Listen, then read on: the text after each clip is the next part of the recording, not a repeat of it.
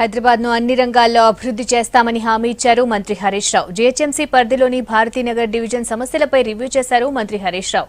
Division అభివృద్ధికి సహకరిస్తామని హామీ ఇచ్చారు. బల్దియా ఎన్నికల సందర్భంగా ప్రభుత్వం ఇచ్చిన హామీలన్నింటినీ నెరవేరుస్తుందని హామీ ఇచ్చారు. ప్రతి ఇంట్లో ఇంకుడు గుంతలు ఏర్పాటు చేసుకోవాలని సూచించారు మంత్రి హరీష్ రావు.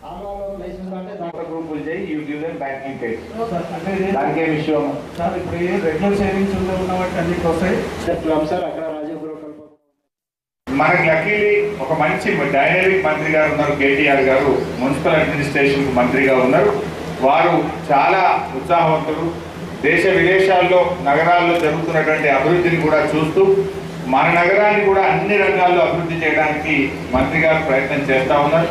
డెఫినెట్గా వారి నగరాన్ని ముందుకు తీసుకుపోయి దేశంలో ఒక మంచి నగరంగా కేటీఆర్ గారు తీర్చిదిద్దుతారనే నమ్మకం, సంపూర్ణమైన విశ్వాసం నాకుంది.